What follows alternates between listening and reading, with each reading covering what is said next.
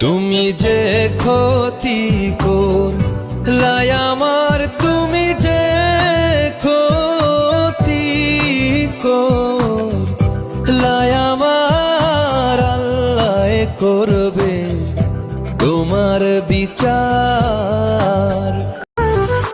তুমি যে ক্ষতি করলাই আমার, তুমি যে ক্ষতি করলাই আমার, আল্লাহ করবে তোমার বিচার।